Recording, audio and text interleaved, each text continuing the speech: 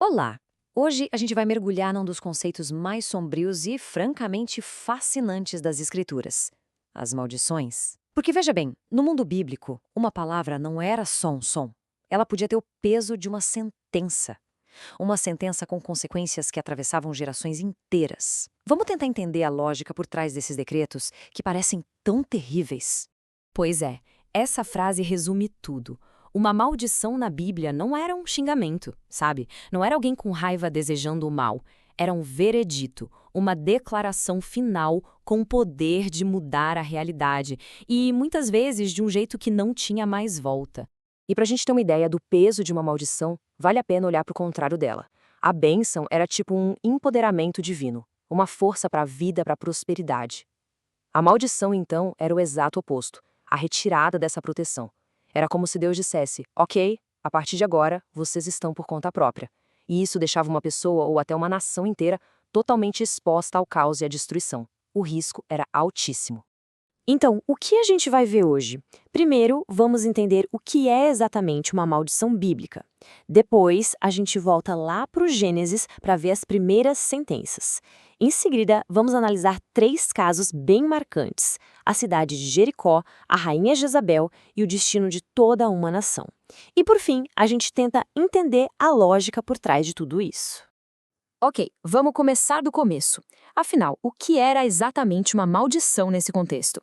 Como a gente vai ver, era algo muito, mas muito mais sério do que um simples desejo de má sorte.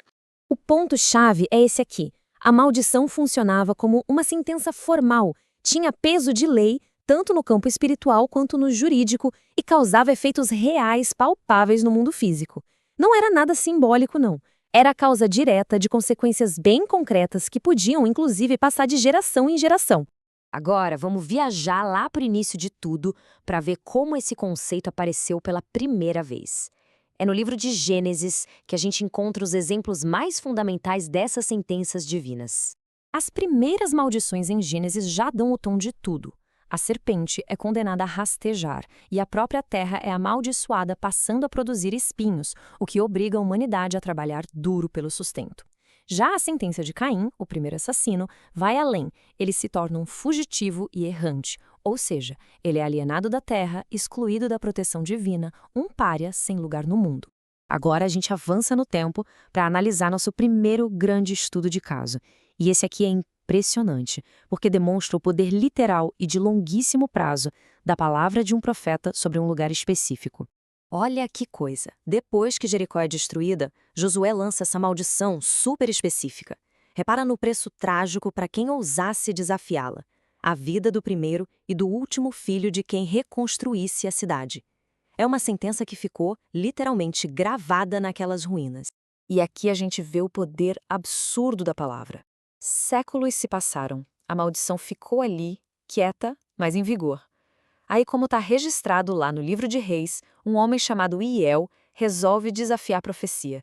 E ele paga o preço exato que foi previsto mais de 500 anos antes. A precisão com que a coisa acontece é chocante.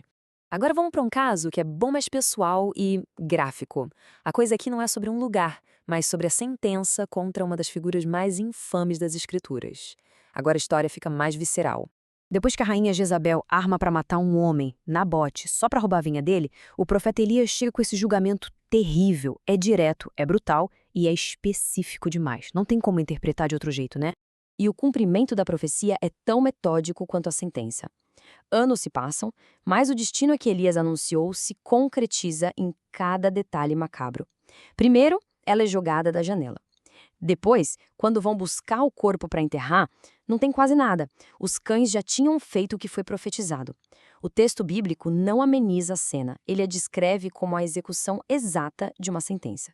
Bom, a gente já viu o que aconteceu com um lugar e com uma pessoa. Mas e se a maldição fosse para uma nação inteira? Agora a gente vai ver o que aconteceria se o povo de Israel quebrasse a sua aliança sagrada com Deus. Olha, a lista de maldições que está lá em Deuteronômio é uma das passagens mais pesadas da Bíblia. Descreve um colapso completo da sociedade, da saúde, da sanidade, tudo como resultado direto da desobediência nacional. O detalhe sobre o canibalismo de pais comendo os próprios filhos por desespero mostra o nível de degradação que a maldição traria. Então tá, depois de ver todos esses exemplos, qual é a lógica por trás disso? Por que esses decretos eram tão importantes para a visão de mundo da Bíblia? E a chave para entender tudo isso é o seguinte: nessa visão de mundo, as maldições não são vistas como um ato de raiva aleatório de Deus. Elas são apresentadas como resultado inevitável, a consequência lógica de se afastar da fonte da vida e da ordem. É como escolher um caminho que leva à desintegração. Basicamente, é a colheita natural daquilo que foi plantado. Entender isso mostra a seriedade com que a Bíblia trata as nossas escolhas.